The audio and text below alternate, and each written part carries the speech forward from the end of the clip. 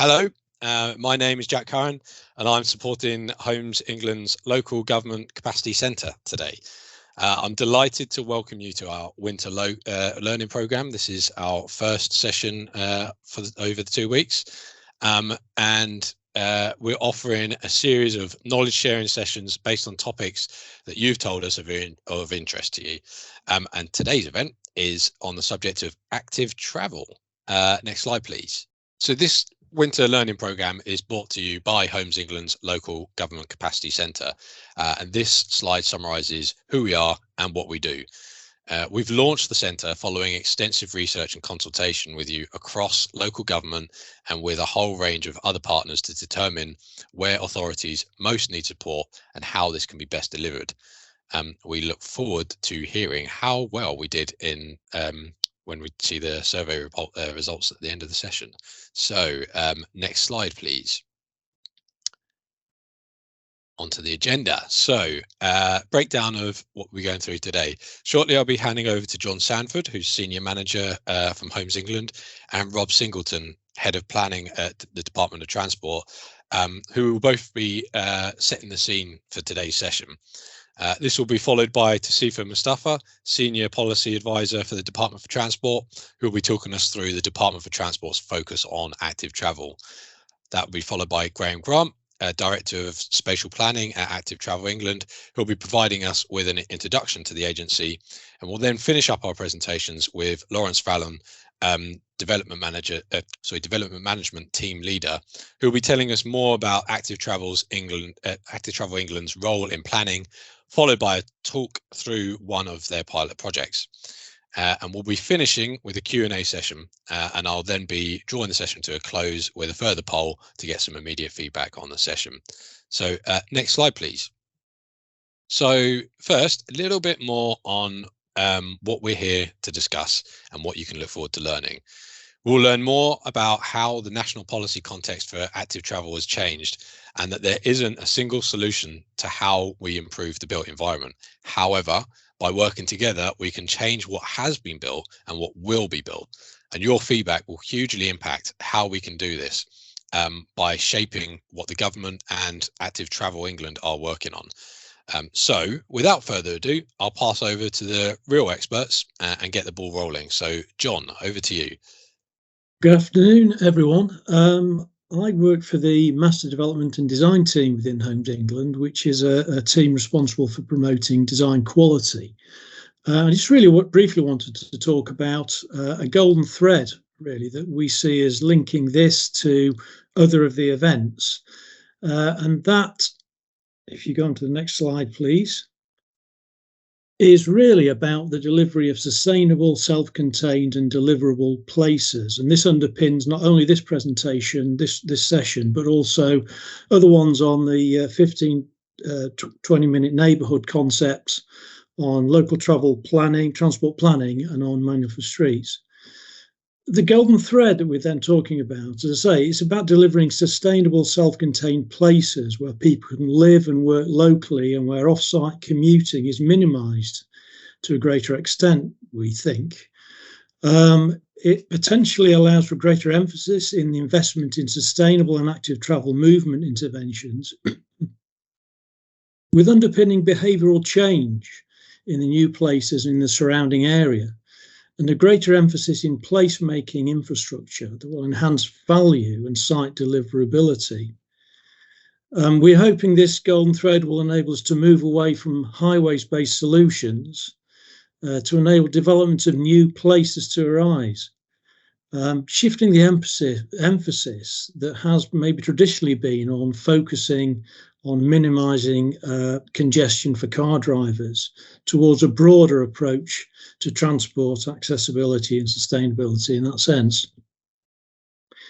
And also maybe accepting that the inherent capacity of the road network limits the potential demand rather than forever trying to chase the goal of enhancing or increasing the road capacity to iron out congestion.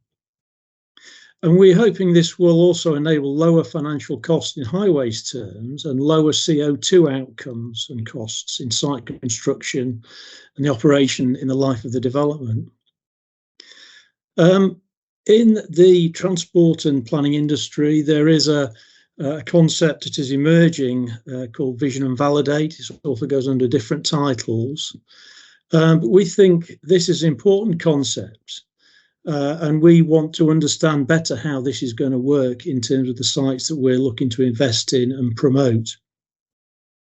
And we think it's about trying to make for places that will operate in a more sustainable way and to enhance the amenity value for residents and end users of those places.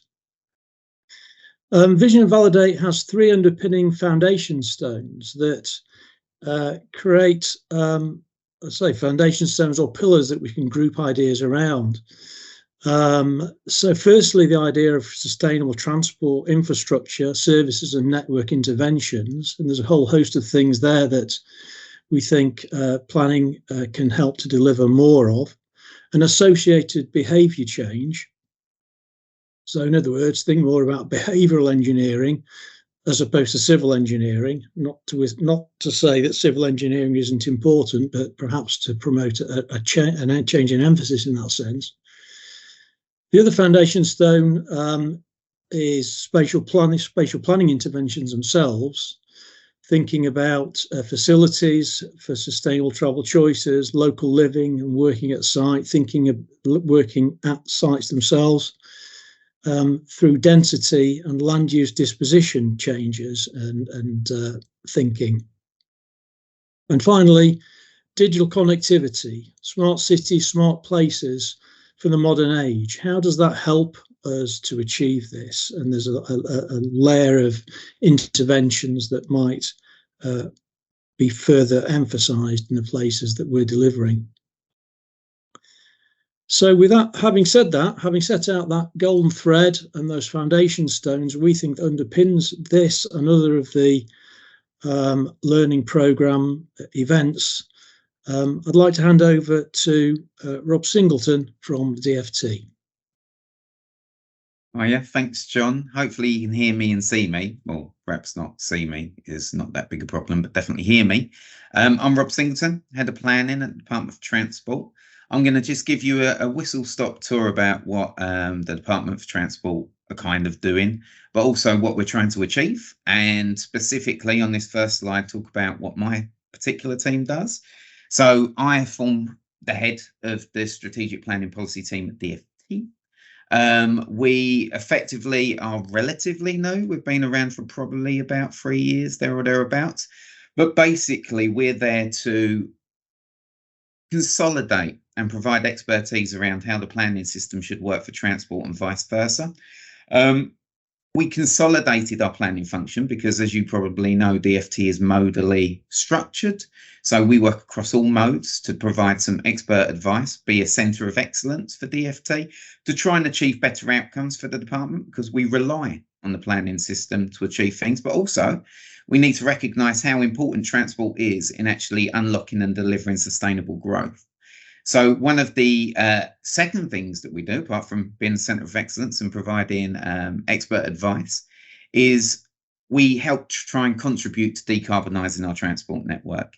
And active travel is critical in that decarbonisation.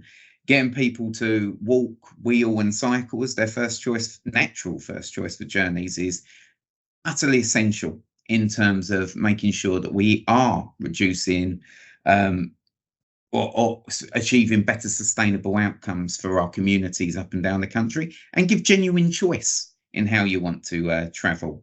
But also, and one of the things that really underpins all of this, is how do we locate development more sustainably? How do we get infrastructure, transport infrastructure and digital infrastructure and all other types of infrastructure on the ground to ensure that developments and the communities that they serve effectively have everything they need to have a reasonable and good standard of living. Next slide, please. So one of our principal objectives is to better align the spatial and transport planning systems. As I mentioned before, transport is critical in unlocking, catalysing and realising sustainable development. And we really are trying to get a bit more of a gear shift or a step change in how we look at transport networks and how we make them more sustainable. As John alluded to previously, and as was stated in the Transport Decarbonisation Plan, we're very much advocating vision-led approaches to develop a mutually supportive planning framework. So no part of the planning system and the transport planning system is saying something completely contradictory to the other. Local transport plans and the guidance we're going to publish on that has a critical role in shaping the spatial planning system and vice versa to ensure that we're identifying the transport interventions required to support development and growth. We need to secure better outcomes for our communities. Good design is at the heart of that. And we collaborate very clearly with DLUC and all of our key stakeholders, including Active Travel England, to sort of achieve these better outcomes. But also we have to recognise that there is always going to be a need for local authorities to work collaboratively together, not least in two-tier authorities where the transport authority may be different from the local planning authority. But how are we going to achieve that? Well, for me, it's about leadership. It's about us all playing our role. It's not just being led down the path. I think we've all got a proactive role to play. I think vision-led planning is incredibly important, targeting what you want to achieve and then mapping out how you're going to achieve it. I think there's a piece to be said about how we recognise and understand the benefits that sustainable transport makes and unlocks, both economically and socially and environmentally. And we need to support innovation.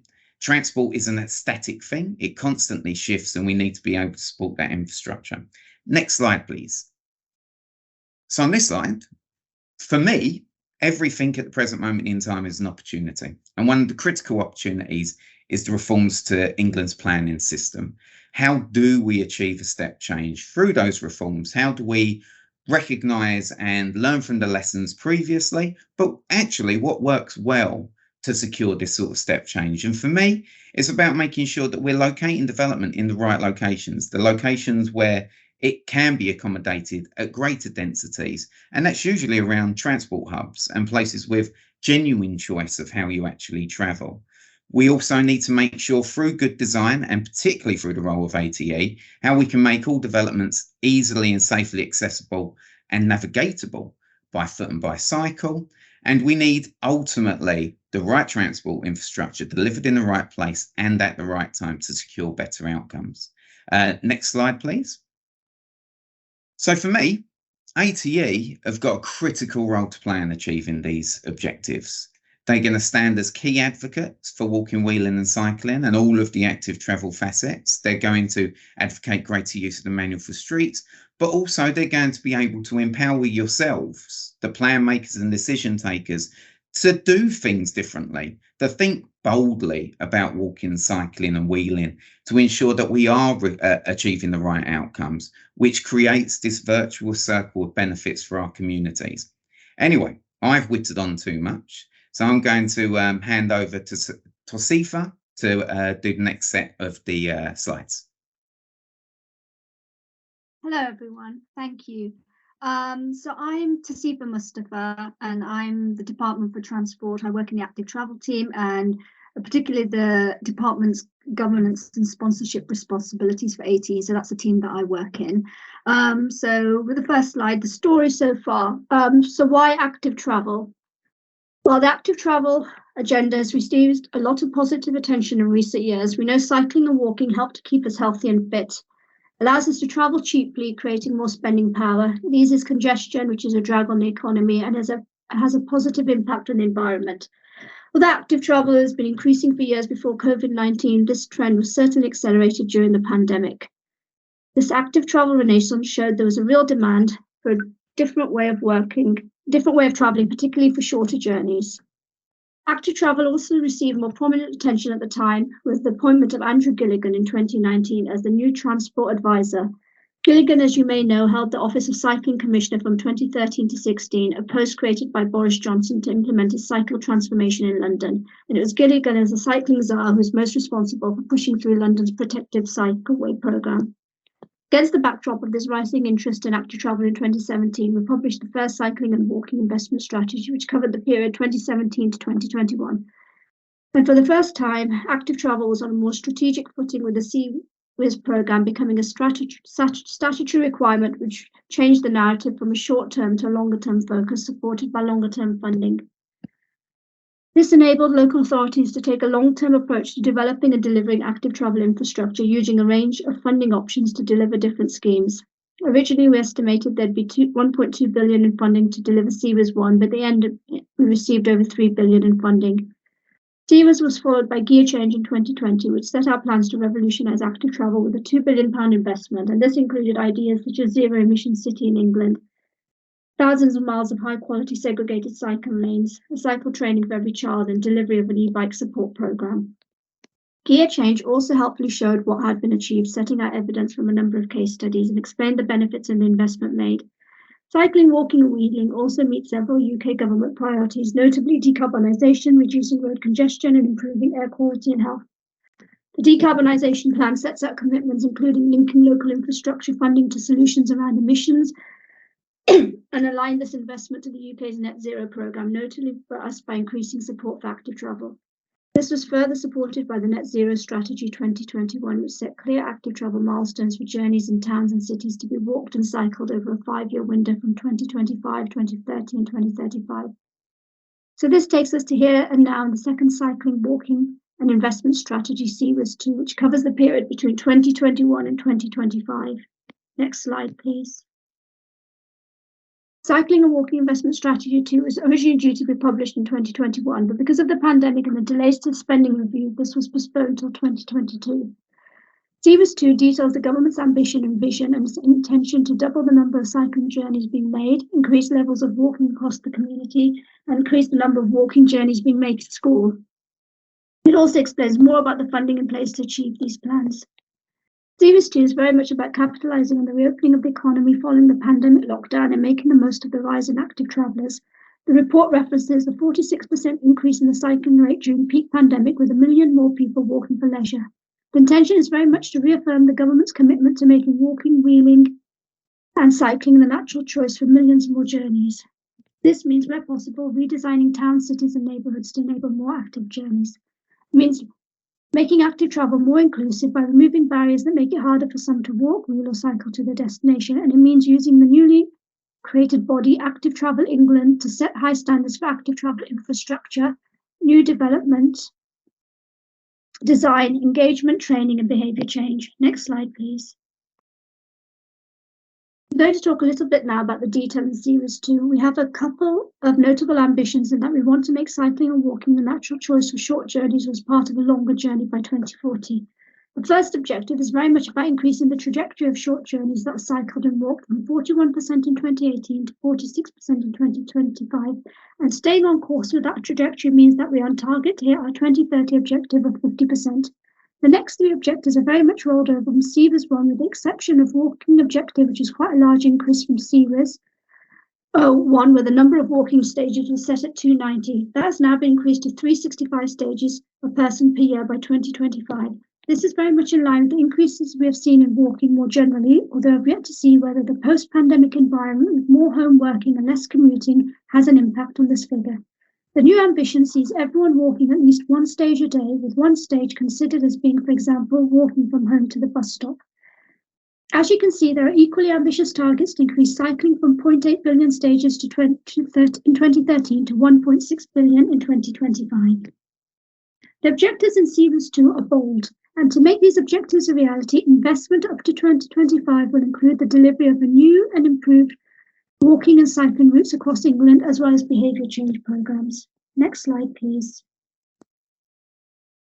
So although CWIS 2 covers the period up to 2025, we have objectives that go beyond this, and these are included in the Transport Decarbonisation Plan. The objectives beyond 2025 are that the government aims to increase the percentage of short journeys in towns and cities that are walked or cycled to 50% in 2030 and to 55% in 2035, whilst also focusing on infrastructure and delivering a world-class cycling and walking network in England by 2040. We are very much of the view that in order to help reach net zero, there needs to be a fundamental shift towards active travel and public transport use, and crucially, walking, wheeling and cycling need to be the natural first choice for short journeys. To achieve this ambitious target, we can make assumptions about record amounts of funding going into cycling and walking in future years. But again, this is all very much dependent on future spending reviews, general elections, and any new administration. But ultimately, it's anticipated that any funding to achieve these objectives will come from active travel revenue and capital funds, wider Department for Transport programs, and other central government funds. Next slide, please. This final slide sets out the investment principles which will act as a guide for DFT, Active Travel England, and government more widely about how to invest dedicated ring-fenced funding over the course of the CRIS2 period. The recently formed Active Travel England, which is an executive agency of the department, will be guided by these principles in developing its approach strategically. Investment will enable everyone to walk, wheel, and cycle. This is very much about equality and inclusion, includes equality impact assessments that have been carried out for CRIS2 and for ATE, and the importance of the public sector equality duty. There's also the need to recognise the needs of urban and rural communities, as well as people with different health and economic disparities.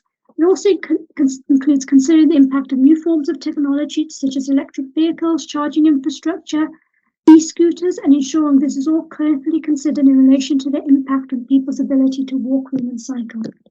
Investment also needs to focus on meeting minimum quality requirements and infrastructure. This is about LTN 120, Manual for Streets 3, when it's published, and following the guidance on how to develop LSRIPs.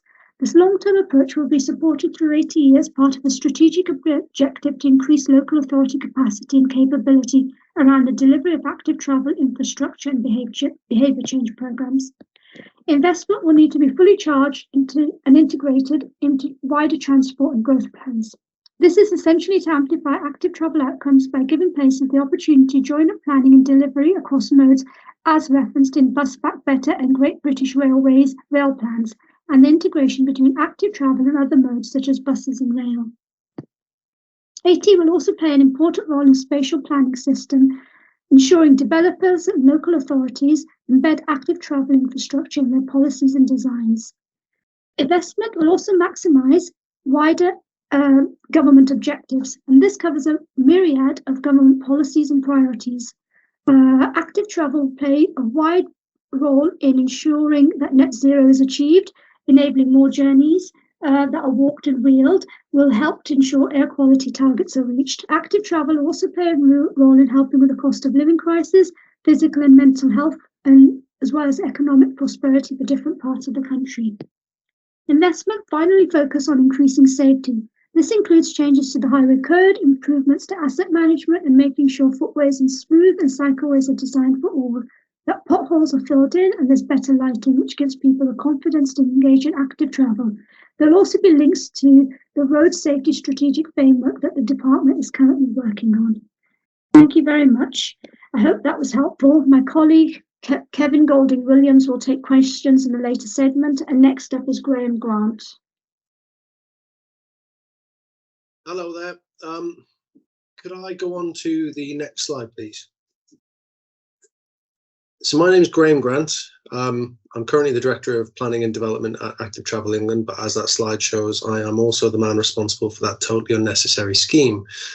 And I think that's a good slide to start a presentation like this with, partly because it enables people to have a laugh at my expense, but also because it helps show a range of things relevant to the work that we do.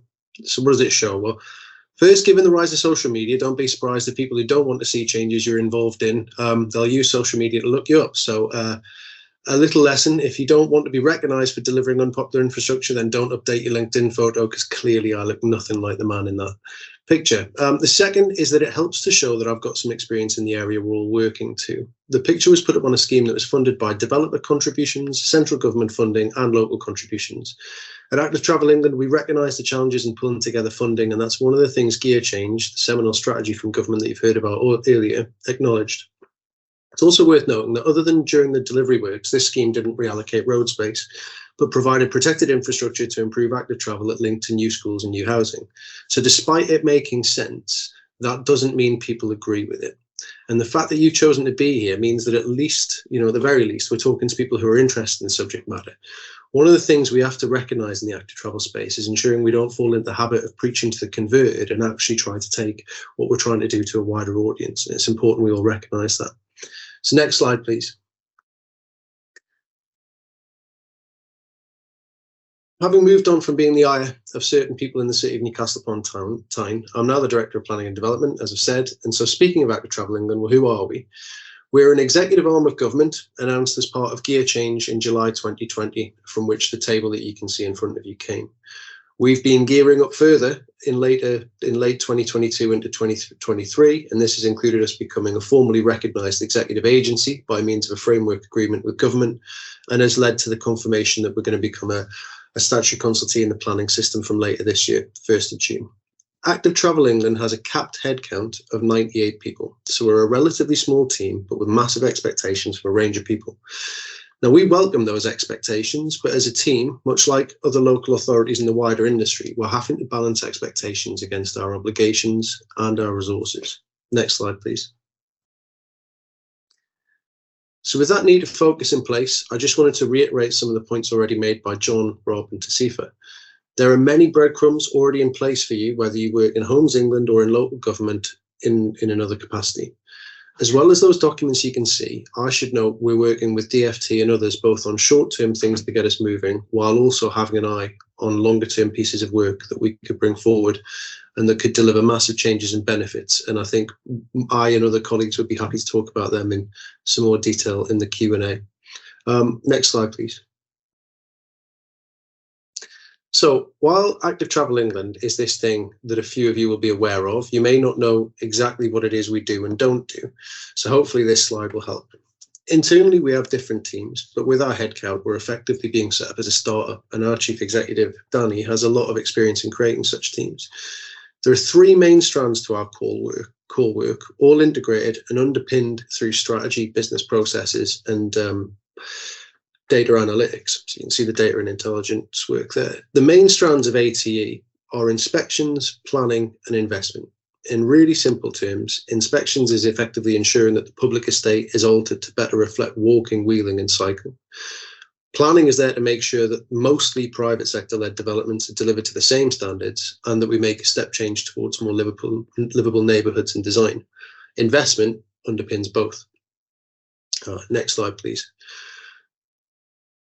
In part, that's because in this country, we have the issue of the developments that have been or are being built that don't meet the expectations of what we'd want to see built in the future. Local authorities don't always have the means to require changes to housing developments that are underway, but in many of them, we'll need to see the same changes as we'd want to see on existing adopted highways. Many of you will know the types of development I'm referring to. We need to consider ways and means of retrofitting these streets, and we'll be working on ways to do so alongside housing developers who are, from my experience, genuinely interested and keen to do similar things. I believe they want to build homes, not houses, because that's where people want to live, and therefore that's what people will buy. Part of our job is to accelerate that change. If we put ourselves in the shoes of a developer for a minute, let's imagine the field of play as they see it, and I'm sure many of you will have experienced what I'm about to talk through. You've got the local planning authority there, that's one element, the local highway authority another, then there's the landscape team with comments that could be perceived to be contradictory to highways, or the other way around, depending on which way you want to look at it. And then coming in towards the end, there could be the highways adoptions officer who has a totally different view once things have been built. Alternatively, that lack of consistency could also be seen to be applied in things like the approach to transport assessments and adoptions criteria, which is often different between neighbouring authorities, even within the same region. For developers, it's inefficient, causes delays in the process and costs them lots of money. So one of the things we want to do is work with local authorities to help standardise the process and get rid of these issues in terms of things like differentials and adoptions and assessments. We recognise that some of that is longer term, but we are going to be working on that alongside the work in terms of development management in the short term. And I think that'll start to save developers money that we'll expect them to then reroute into different design requirements or other things that would benefit the livability of a neighbourhood. So we're working on both the longer term and the more direct development management work, and underpinning it all is our engagement. So just for you to be aware, we will have regional coordinators who will be based in each region, ideally with any existing bodies, for desk space and so on. They'll be acting as a front door to our entire ATE team and gathering information on investment plans and planning applications, and that'll be used to inform the workload of the people in the different teams. Next slide, please. I just end on some of the questions we've been asking ourselves as we've been setting ourselves up, and how that's been used to inform our workforce. The quote at the bottom there that you can see is from one of our local authority partners. though perhaps I could have used a different one from one of our independent advisors, Sir Chris Whitty, who's been quoted as saying, "Gear change is the biggest single health intervention government is making." With that in mind, I'll say goodbye for now, and next slide, please. Thanks, Graham. Good afternoon, everyone. My name's Lawrence. I'm a chartered town planner, and prior to joining ATE, I worked for both developers and local authorities. So my experience is primarily in transport development and management. So I've negotiated on all flavours and kinds and good, bad and the ugly of planning applications, spatial frameworks and master planning in general. So as you can see, I'm the development management team leader at Active Travel England. And as you've heard from other speakers, we need to change how all of us really assess, determine and manage development. So this isn't just from an environmental impact assessment perspective, but also our physical and mental well-being. As we know, the penalty for poorly located development is baked in car reliance and social exclusion. So countless evidence confirms this not only costs us, but it makes us unwell. And it's through this lens that we all have a responsibility to review and question development. And linking to the health quote earlier on, I heard it said, every planner is a health practitioner. And I firmly believe in that. And that's lodged in the back of my mind for all eternity. So as most of you will know, we're going live as a statutory consultee from the 1st of June. And I'll be providing a summary over the next few slides of what we've been up to over the last 12 months and what we're still to do. So can I have the next slide, please? So really what we're setting out to achieve is to break that fence between developers, planners and engineers, and really to raise the bar on minimum expectations for the accessibility of new development. But we can't do this on our own. We're a relatively small organisation and the real value will be with how we work with other agencies in the planning profession. So we spent lots of the last 12 months in listening mode, sort of hearing about what's working, what isn't, and how we can facilitate better outcomes. So we've been working very closely with DLUC to fulfil the requirements to achieve statutory consultee status, advising DfT on future transport policy and design standards, working with Sport England and the Office for Health on a co-badged edition of Active Design, and from an operational aspect, learning from other statutory consultees. Next slide, please. So working with local authorities has been enormously helpful, and sincerest of thanks to those of you in the audience who've contributed to our pilot project. We got councils to send us major applications for us to review and to provide test responses on. They were deliberately handpicked, deliberately difficult. It's exactly what we needed to look at because there's no easy games, as they say.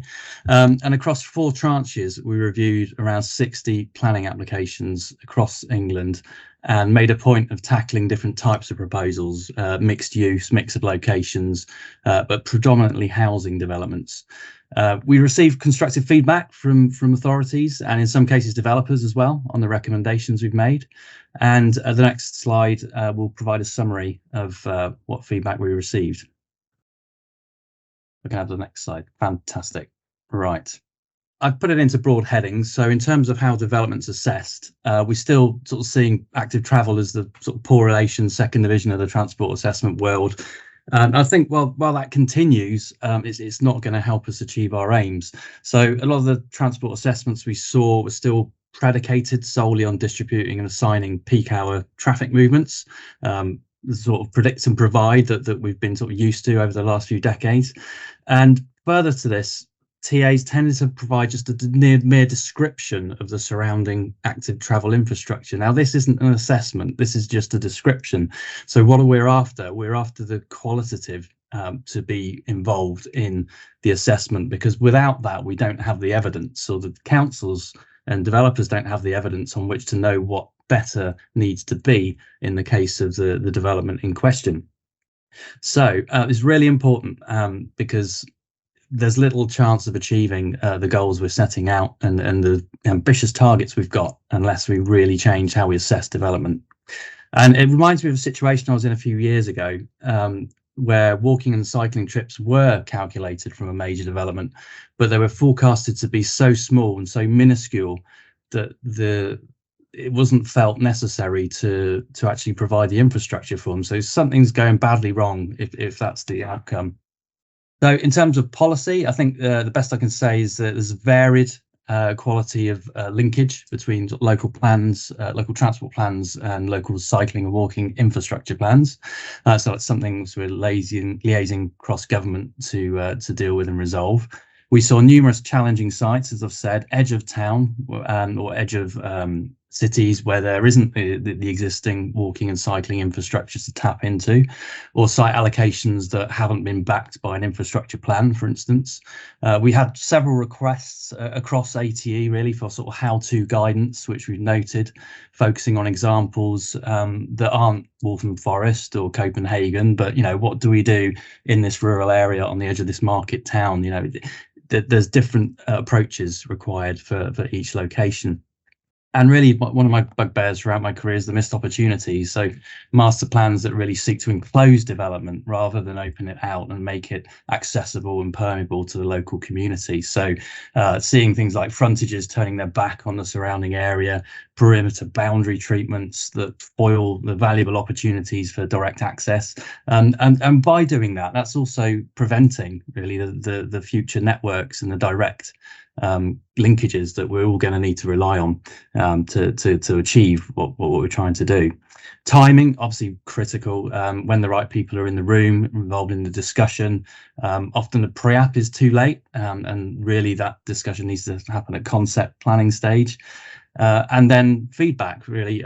Optimism, a lot of optimism is great to hear, but cautious optimism. So we know we need to get out and communicate our role in readiness for going live in June.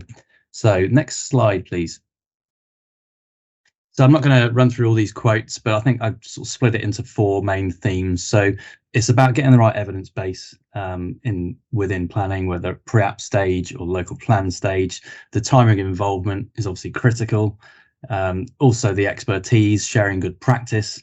There'll always be another council or another developer or another location who's probably faced the same problems as you have and has overcome it or found an innovative way to deal with things. And really we want to be that kind of bridge to sort of pull up these examples and have these best practice documents, because we know that practitioners in the industry can't really just pick and choose and find things from elsewhere without a leg up in that process.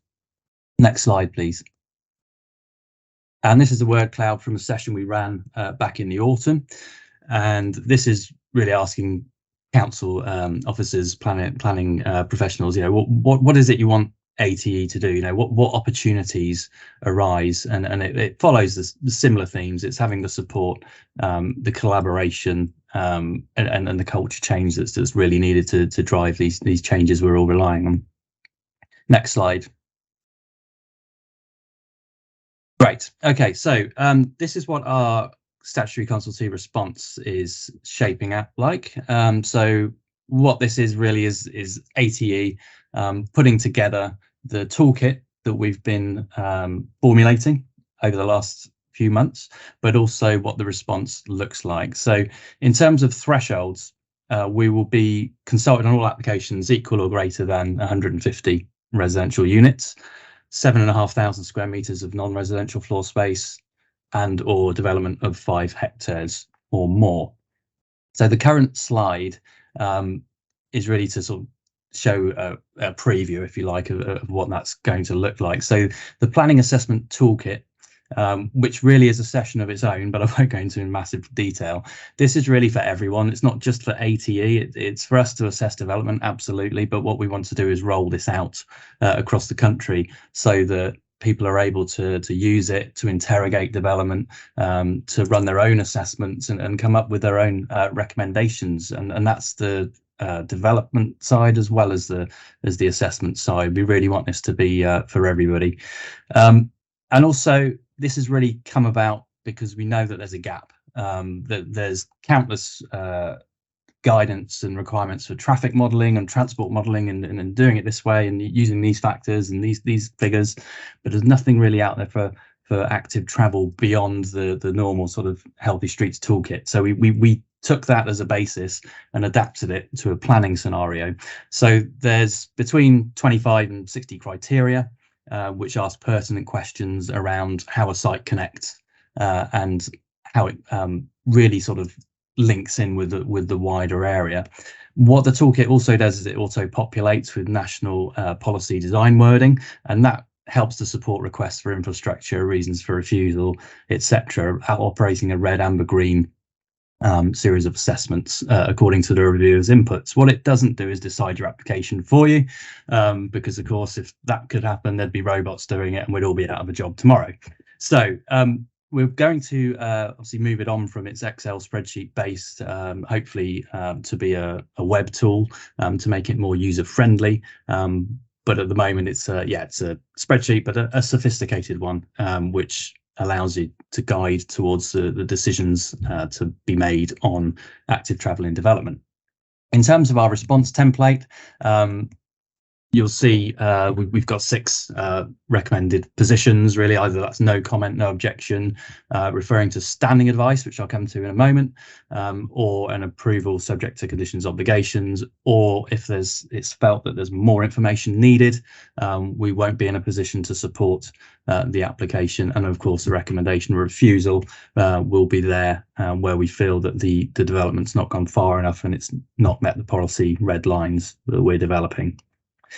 This all comes with a covering letter, which is a non-technical summary, because we're fully aware that there's many people who read consultee responses in the planning profession, so it doesn't go into the detail. That's what the toolkit's there for. So we want to have a 3-page maximum response saying, right, these are the opportunities, the concerns, the strengths, and most importantly, indicating a way forward. Next slide, please.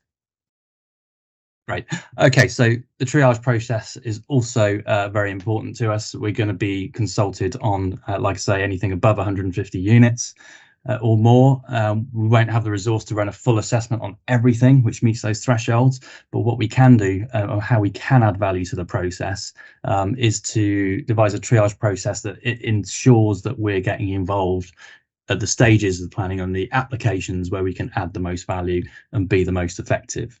So we will have to prioritise like other statutory consultees, but where we're unable to prioritise a certain proposal, we'll be issuing standing advice.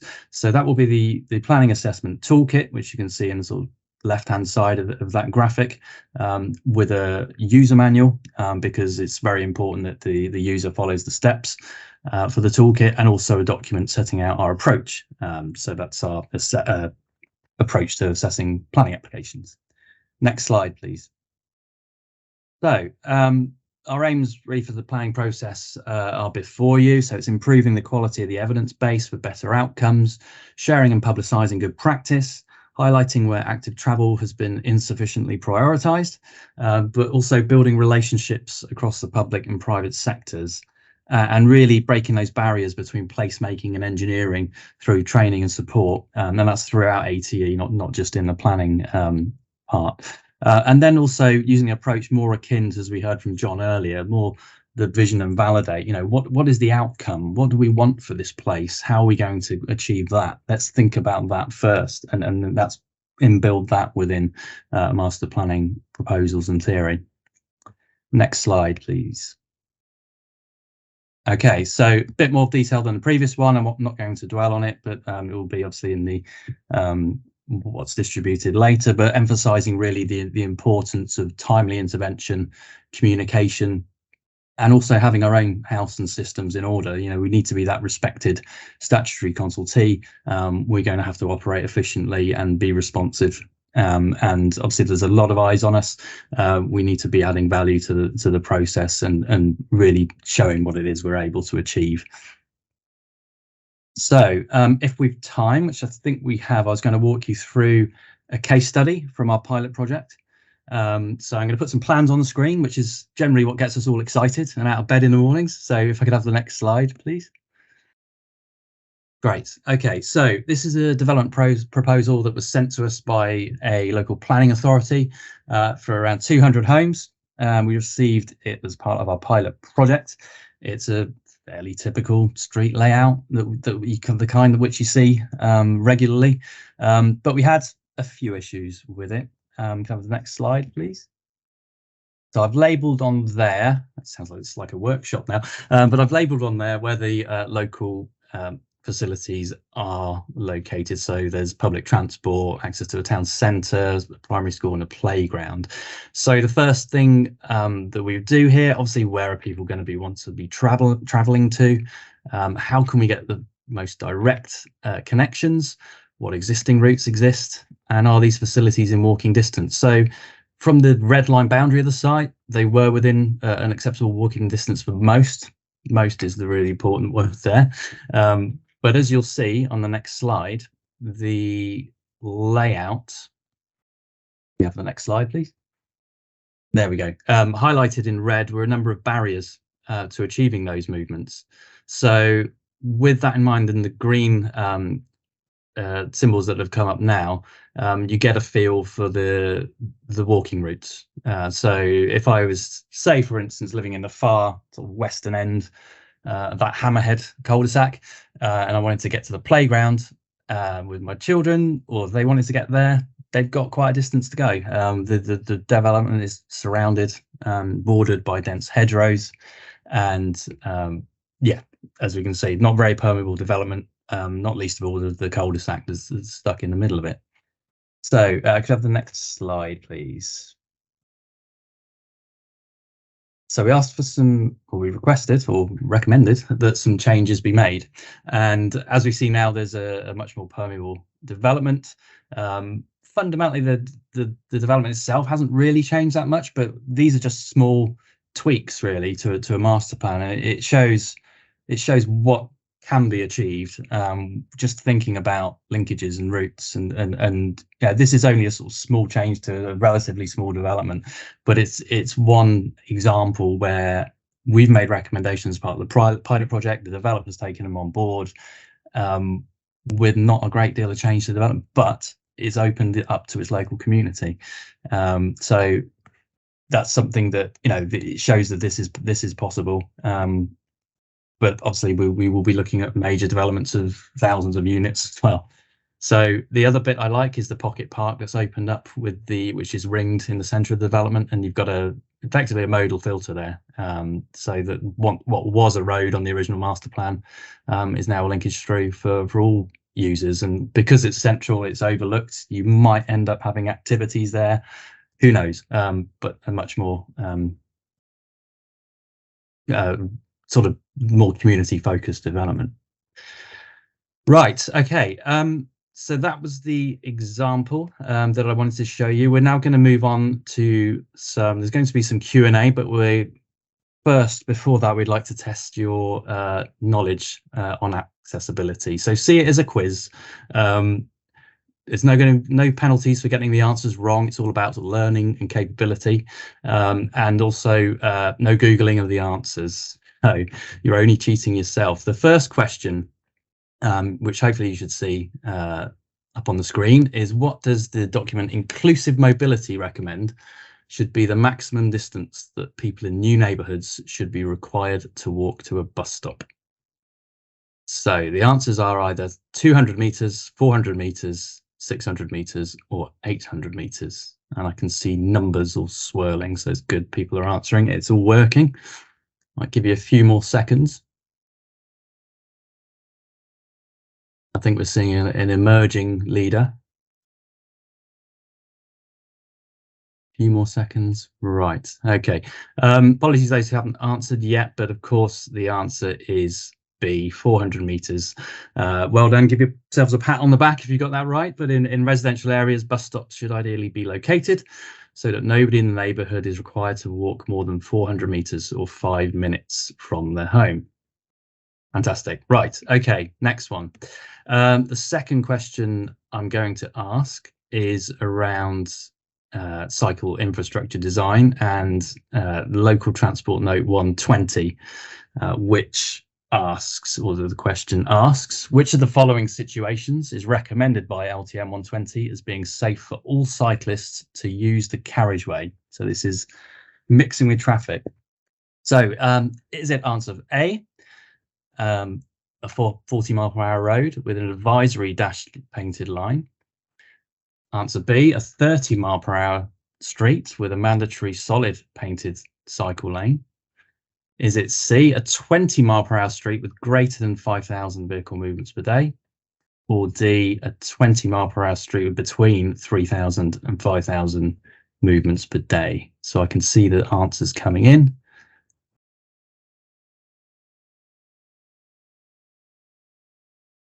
So it's a bit more of a mixed bag, this one. We've got 30 miles an hour with a mandatory solid painted cycle lane, and 20 miles an hour with between 3,000 and 5,000 being the leaders. Just going to give it a few more seconds. Conscious of time, and they've got lots of questions to ask us. Right, so we've got almost neck and neck, but answer B getting the most votes. The answer is actually none of them. Sorry to be mean, but the recommendations in LTM 120 is very much about all, and that the key question or the key word in that sentence was for all cyclists to use the carriageway. So this is around making sure that infrastructure is accessible and is encouraging people to cycle. And of all those four options, not everybody would be encouraged to cycle. There will be some that will use it, of course, and whatever the conditions and whatever the flows, but there'll also be people who we're trying to change minds here and trying to encourage cycling, and none of those would be good enough in that respect. So it really emphasizes the importance of providing the right infrastructure in the right place. So if you have spare time or you're interested in looking at that further, table 4.1 or figure 4.1 of LTM 120 is the basis of that question. Right, final question. And this is about accessibility for all users. So this is the third question, so it's the last one. So according to a survey, which was undertaken as part of the London Travel Survey, what percentage of people with disability who are able to walk could manage? I can't actually see the question because there's a blockage on my screen. There we go. According to the London Area Travel Survey, what percentage of people with an impairment who are able to walk could manage no more than 200 meters without stopping or severe discomfort? So the possible answers here. Actually see them at the moment. There we go. 20%, 30%, 40%, or 50%. Much more a mixed spread of answers here. Okay. The answer to that one is 50%. So really the importance of providing appropriately placed and designed seating along pedestrian routes is really key, because there's a lot of the population and an aging population are unable to undertake these movements by foot, and this is picked up in our planning assessment toolkit, as is the requirements on cycle infrastructure as well. So that's the end of the questions. Thanks for your involvement with this. I'm now going to hand back over to Graham, who's going to run through a number of take-home messages. Thanks for your time. May I have the next slide? There we go. So this is take-home messages that are going to be provided to you as well, with links to wider learning and things like that. The main thing that I would point out here is it says key organisations, and the first one is the organisation you work for, because there is definitely a reality that we can only achieve this kind of step change in terms of active travel and integrated transport delivery if everybody works towards it. It's no good if, Active Travel England exists, but local authorities aren't working towards it too, or Homes England aren't adopting it, and so on. So it is really, really important for us from our perspective. And again, I just reiterate, the PowerPoint will be provided to you all, that we continue to work together. And with that in mind, if anybody wants to get in touch with us, please do so through either social media, or we'll provide alongside the PowerPoint a contact detail so that you can send us ideas and thoughts as well after the fact. And I'll just hand over to John for some concluding comments. Thank you. Next slide, please. So we've heard a lot then about the evolving and emerging initiatives to promote sustainable and active travel. So on the screen there, you can see concluding points really are national policy context for active travel has changed. It is changing and evolving, and it's there for you to use. But it's not a simple solution. There's no one-size-fits-all solution for the situation that you may be dealing with or for the development that you're dealing with. So there's a need for some lateral thinking and some innovation and application of skills from around your teams as to how you can solve problems and make development that we're dealing with more sustainable. And similarly, no agency authority can do this on their own. We've got to work together and collaborate effectively and co-develop solutions. And if we do that, we can change the way the country promotes active travel and the way that people move around and enjoy new development and the places that they live in. So they were the concluding points. Thanks, John, and thanks everybody else. We are now going to move on to the Q&A session. Now, I've seen that the chat bar has been very lively throughout this session, which has been really, really good to see. So we've collated a number of questions, so I shall run through them now and open them up to the panel. We've got, well, first one, more of a statement, but let's get everyone's gets the panel's thought on it. So question one: important that there is a clear distinction between rural and urban areas and what can be delivered, and strategic focuses in these. Just open that up for thoughts from the panel. Rob.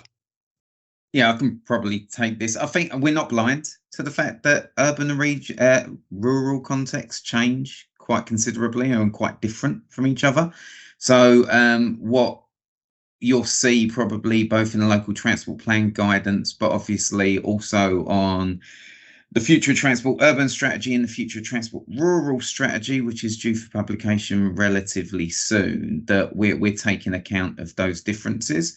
It isn't a one-size-fits-all intervention, as we've kind of said before. You have to respond to local context and the constraints and opportunities of that context. But through better join up between spatial and transport planning, the interventions that are on offer for local transport authorities and local planning authorities to deliver on can result in a greater uptake of active travel modes. But we're totally alive to the fact that the contexts are considerably different, but equally within an urban environment, it can be considerably different. So it's about making sure that the transport intervention that you're planning for is fit for purpose and meets the needs of the users at the end of the day. But I'll hand over to Graham, who also has his hand up. Yeah, I'd agree with what Rob said and agree with the idea that you need different approaches based on different circumstances. That's definitely the case that we feel is the case. And our Director of Inspections, Brian Deegan's been doing a lot of work with his incoming inspections team about what kind of advice and guidance we can provide about those different types of locations. We will be releasing, in the same way that we've talked mostly about the planning elements today, we'll also be releasing a series of guidance for local authorities and other users about critical design issues that they need to design out to make sure that the infrastructure is accessible and inclusive for everybody. And that includes some specific consideration about what might be more relevant in rural areas, but isn't exactly LTN 120 compliant. Okay, thanks both. Going on to the second question now, because we've got a lot to go through. Question two: how do we incorporate long-term maintenance in the current bidding or investment structure, in particular with reference to walking, cycling and bus routes, which can be improved, but which then fall into disrepair or use after a period of time? LAs are struggling to maintain footways, cycleways and bus routes, and budgets aren't there to support this. nobody's put. Okay, John's putting his hand up. I'll let him go first. Well, I think part of the answer to that must be in the way that when development is approved, for example, appropriate stewardship arrangements are put in place through planning obligations. I mean, that happens at the moment, but no development can provide an infinite resource in that respect. So, you know, it is a good question. How do we plan effectively for future stewardship? Whether or not there are options to generate revenue streams from things like smart city initiatives within development is an interesting point. I've heard that mentioned before, to create an ongoing stewardship resource. And the Land Trust, for example, do have various stewardship models that help to sustain stewardship of sites in the public realm, etc., into the future, once pots of money have been identified through the planning process. But there is, as I see it, there is no easy answer, but it is a very good question. Somebody used to lead a transport department within a core city. You know, it is very difficult. Our maintenance backlog at the time was around £184 million, I think, and the city's highways network is its most valuable asset in terms of the cost of replacement to make it good again. One of the obvious things, and I know that this is going to be a bit glib, but is to make sure that what you're delivering is of a high enough quality, because that will extend the life and reduce the maintenance implications of it. The other thing to bear in mind as well is that some of the mechanisms that local authorities already have available to them mean that funding that they receive has to be spent on certain types of initiative. Now, often that, for example, bus lane funding coming in, if there were fines in relation to bus lane funding, they can only be spent on the improvement of an asset as opposed to the maintenance of an asset. But actually, by delivering active travel measures in a place where there previously wasn't any, you could address the maintenance issue by improving the asset. That's another idea that people could have. The other thing that we're going to be working on is the fact that, as we've talked about, and the question also came up in the chat, a lot of the modelling work associated with transport assessments looks only at the movement of vehicles associated with development, and that often means that there is a requirement or a desire for significant changes at nearby junctions to be delivered. We're trying to work with colleagues at Department for Transport, and will be, about how we can relook at transport assessment in line with things like vision and validate, which means that, for example, if you're able to justify through other forms of infrastructure that you won't have as high levels of vehicular traffic, that actually some of the money that you might have spent on significant changes to junctions to accommodate vehicles, you can spend on other things instead. So that's something for us also to think about. Thanks, both. That's some really interesting thoughts there. And John, your point about smart places, that's a good one to think on as well. Sorry, is that Kevin? Did you want to come in on that? Yeah, Jack, it's just to build on what Grant's saying there, and just a few things that a few folks are just picking up on the chat about how highways maintenance formula is worked. It doesn't include cycling and walking infrastructure at the moment. There's pretty huge challenges around that, in particular. About how many kilometres and miles there are of cycleways and footways as well. AT is going to be doing some work on this, and we've been doing some work over the years with our highways maintenance team. Different local authorities have sort of, I suppose, different levels of understanding about how big that asset is. But of course, highways maintenance funding, can be used for footways and cycleways as well. And that's really, really important to note. Just because it's not in the equation in terms of working out the allocation, it is actually there for, highways maintenance, including lighting columns and everything else as well. Thanks, Kevin. I'm going to move on to the next question. So the question is, I don't understand why the cost of travel, means of train, tube and bus, are increasing. This does not help. Government should help to reduce train ticket cost if we want to attract people to travel by public transport rather than cars. Anyone from the panel have thoughts on that? Kevin? I can give it a go, but I'm not from the rail team, so I'd have to defer that one. But I know it's the sort of basic premise is correct actually, and there was quite an interesting chat earlier on for so some of the sort of more policy wonks there about the difference between stages and trips. And of course, for active travel, stages are really, really crucial. And that's why we use it as a measure, because that's how we sort of get the best picture actually of what's going on with walking and cycling. So actually, a good quality public transport system is very important, and also the price of that as well. And one thing that's probably worth flagging is that at the moment there is funding through, I know, a £2 flat rate bus fare. And it'd be quite interesting to see how that works. And I know also colleagues sort of across the continent are using sort of different fiscal measures as well. And it'd be interesting to see how that plays out on active travel as well. So I know that doesn't quite answer the question, but apologies, I can't really comment on sort of, other bits of the department, but I do know about the bus fare bit. Thanks, Kevin. We're going to jump straight on to the next question, if I may. Does ATE have call in powers to the Secretary of State if developments are approved against ATE advice, taking into account other material considerations?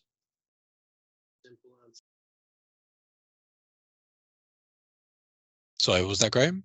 ATE will not have the power to call in a decision in that regard. So we don't have powers of direction in a similar way to National Highways do. That said, the fact that both Department for Levelling Up Homes and Communities and Department for Transport have acknowledged that Active Travel England should become a statutory consultee as part of the planning system is a significant step in the right direction. But yeah, just to be clear, we don't have that power of direction. And also, just to address another question that was put in the chat as well, somebody said, will you support us? And I imagine this was somebody from a local authority. Will you support us if we refuse a development on the grounds of active travel, lack of infrastructure and so on? I think it's a bit of an obvious answer, but that depends on the development and the nature of the development and the comments associated with it. We can't say a blanket, yes, we would support it, but nor would we say, no, we wouldn't either. And one of the key things for us, particularly through the regional engagement officers who I mentioned earlier on, is to make sure we build up a really good relationship with you, so we know which are the major developments that you're having issues with, which are the ones you want us to target and focus our time and resource on, as opposed to those that we don't, because through being a statutory consultee, when it arrives into our inbox, that won't be the thing that immediately identifies the need for us to look at it in great detail. As was put in the chat by my colleague Isabel, we do have a triaging process so we can prioritise different applications, but getting that really good relationship with people in the regions to understand which are the ones that you really want us to look at will be important. Thanks, Graham. Move on to the next question. Does ATE, another for ATE, does ATE have any data on active modes trip generation, and particularly mode shift, resulting from new or improved AT structure? This can be a struggle to evidence when considering the benefit of mode shift in an assessment scenario. Yes, the answer is yes, we do, and yes, we're working on more. Somebody called Robin Lovelace, who's been our interim director of data and analysis and is going to be starting soon as our head of data. He's been doing a huge amount of work, and we're also working with other organisations and academia around how we add value in this space. We are also working with Rob and colleagues at both DLUC and DFT. It's something that he might want to comment on in a minute. But one of the other things that we're actually looking at is trying to go back, working alongside towns, cities, and other areas. So if you've got any ideas on what I'm about to say, please do let us know. But we want to retrospectively look at what economic value might have come out of some active travel interventions and things like that. One of the things that we recognise is that monitoring and evaluation is not always strong enough. And so we want to work with companies that have access to spend data and things like that, so we can look at what is the economic impact in towns and city centres of, or rural areas of changes to the way that people can access it, or pedestrianisation schemes, improvements to walking environment and things like that. So if you've got any examples in your own local area that you'd like us to look at, please do let us know. I can't promise that we will, but I'll certainly put them into the mix of areas that we're going to look into. Rob, do you want to say anything on the connectivity tool? Well, I can say a couple of things on sort of what DFT is sort of working on at the present moment in time. So as probably some of you are aware, the Transport Decarb Plan did talk about vision-led planning. We're currently considering how we can best, and I think there was a question in the chat not too long ago about it, and how we can help sort of embed vision-led approaches and how local authorities engage with that as a concept. We're working on that currently. We're also working collaboratively with ATE and DLUC on how we can empower local decision takers and plan makers to better identify where accessible locations are. That work is quite early on, but we're hoping to get relevant sort of information out that people can use and data that people can use to sort of identify that and help in their decision taking and plan making. But also we're working very closely with DLUC on the wider planning reform and understanding the opportunities that the planning reform can offer. I know a number of you have been mentioning development management policies or new national development management policies. Obviously can't really comment on what those policies may or may not be, but I certainly would encourage everybody on this call to respond to the current consultation on the NPPF prospectus, because we want to hear your views. We want to understand what you think in national policy terms or national planning policy terms, what things need to occur in order to sort of help support and create that mutually supportive policy framework to empower you guys to do things differently and sort of be the change that we want to be without being too corny about it. But yeah, that's it. Brilliant, thanks. And then question number 6 we're on now. Can you recommend, this is another one for active travel, can you recommend a best practice example of an active travel assessment? I can come in on that one. So as part of our standing advice pack, we're not only just saying this is how you use the toolkit, but what we're going to do there is also use examples from our pilot project, but also illustrate it with examples from good practice within developments. So much as Graham says, you know, we're compiling a best practice document across the organization. This is something that we want to be able for people to see, precisely for the reason that it is in a presentation where someone else's or some other location has encountered the same problem and overcome it through an inventive master plan, good travel planning, but also the assessment that was made at the beginning, which is what the toolkit is trying to get us all to raise the bar on the expectations of quality in master planning and how those come about post permission as well. As we heard earlier, we can't have the situation where all the good ideas that come in the planning are then washed out when it comes to highway adoptions and inspections. So I think it's really keen that we not only have good practice in the assessment, but also good practice in the delivery of development as well. So I hope that answers it, but certainly, yes, best practice documents. We want to be, because we can't be everywhere on every development. We need to be able to offer something that councils or practitioners, developers can pick up and say, right, that's how you do it. Fantastic. And how do you aim to engage developers at concept stage prior to pre-app? Is this through providing a consultation service with developers prior to pre-app submission? We'll be moving towards a more formal, consultation prior to pre-app submission position, but it's not something that we can focus on with our limited headcount on day one. Go live when we become a statutory consultant on the 1st of June. That said, in terms of our engagement with developers, it's going to be there's various different stages to it and levels to it as well, in terms of who we're going to be engaging with and who's going to be engaging at that level. When you look at a regional basis and the engagement officers that I referred to earlier, one of the things that they will be doing is not just working with local planning authorities, local highway authorities and combined authorities, for example, about finding out what they're doing.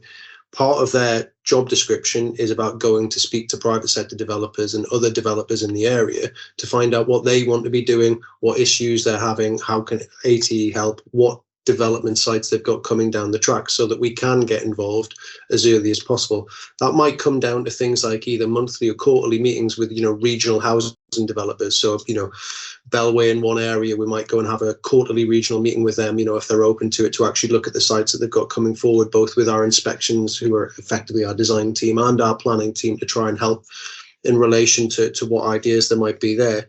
But in the shorter term as well, we'll be focusing on various different levels of engagement, not just with developers, but also with investors into development sites, and trying to make the case for the importance of promoting active travel, which is effectively, walking, wheeling and cycling infrastructure that makes places better to live, and therefore something that more people will want to buy. Excellent, thanks. And John, you got your hand up.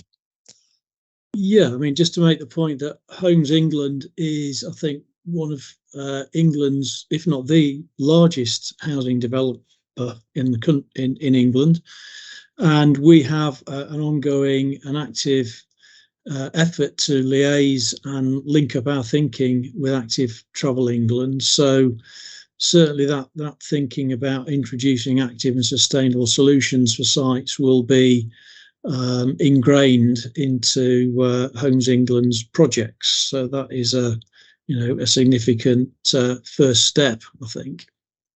But we do need to extend that culture into the wider development and house building industry, I think, don't we? But it also, I think, needs a parallel shift in thinking within local authorities, because very often we encounter, when we're trying to promote development, we encounter traditional mindsets in the certainly within the Highway Authority about what good looks like. And while on the one hand it is true that the highway asset is the most valuable, one of the most valuable assets that a local authority will have, by the same token, I think there is work to do to shift culture as to what good looks like and where the emphasis should be placed in delivering solutions for transport and movement, and reforming the way that sometimes highway authorities think about, what we're trying to achieve. Great stuff. And I'm going to move on to what could well be our final question now, given time. It's an interesting one. How do we retrofit some of this best practice into existing neighbourhoods?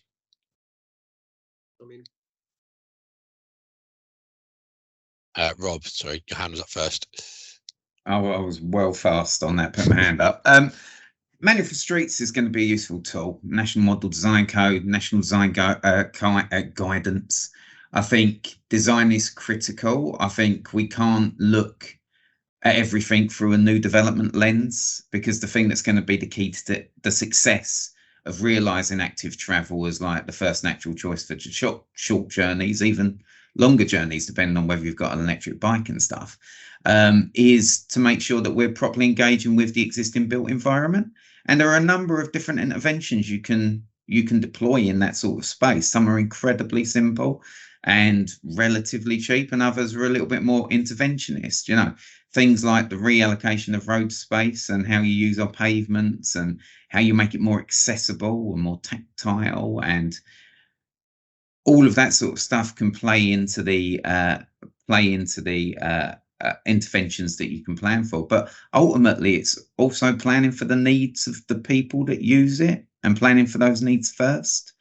And I think taking that sort of into account when you're looking at new developments, but most specifically when you're looking at how you can enhance the existing environment, I think that's sort of the key. But Manual for Streets, when it does come out, and I know a lot of you have been asking about Manual for Streets, it is something that we're looking at the present moment in time. We can't give you an exact date on when it will be published, but ultimately it will be a key tool in how you better influence the existing road space. But I'll hand over to Graham now. Yes, I think one of the key things here is, as Rob was just saying, is taking national policy guidance and design standards, and from a governance perspective, having and securing local approval or decision making to actually adopt it. as has been pointed out various times today, a lot of the breadcrumbs have been laid, but that doesn't mean that they've necessarily translated themselves all the way through into documentation that local authorities, local planning authorities and so on have adopted, and therefore become something that becomes the standard. So that's something that we want to work on with local authorities as we move forward. Another thing that comes into that is training, both for local authority officers and also for elected decision makers in the local authorities. The planning committee understanding the types of questions that it should be asking of developers when they reach committee to try and secure the agreements that they want, but also the officers being trained in the appropriate way as well. And more so also trying to help training with that for the types of consultants that developers will use about, right, what's going to actually remove the barriers to development and ensure that we can get through the process as quickly as possible. The other final thing that comes into it is funding, because when it comes to retrofitting existing streets, local authorities need funding to do so. But again, just a couple of notes on this is that we think both for new developments and for existing streets, there are definitely approaches that can be taken to reallocate road space, to create quiet ways which aren't massively costly, that create much safer, quieter environments for walking, wheeling and cycling. Or, for example, within new developments that are currently being built, by changing the system so that instead of having two-way road for vehicles all over the place, you change it to one-way roads, and that actually frees up sufficient space for you to create an integrated cycling network at the heart of new developments, that kind of thinking. Hand over to John. Yeah, John, we've really pushed for time, so can I just squeeze you for 30-second summary? Well, only just to say that I think new development has a part to play in retrofitting into existing, because when we're planning new development, we need to think beyond the red line, and in promoting sustainable active travel networks on site, we also have to think, well, what does that mean for the existing streets adjacent to new development? So that was my final point. Thanks, John. And we've got so many questions, we could spend all day going through this, but unfortunately we're pushed for time. So on that note, I just want to thank everyone for their time and their contributions. Many thanks to our speakers, John Sanford, Rob Singleton, Tasifa Mustafa and Kevin Golding Williams, Graham Grant and Lawrence Fallon, and of course everyone in the audience for attending. Thanks a lot. Bye.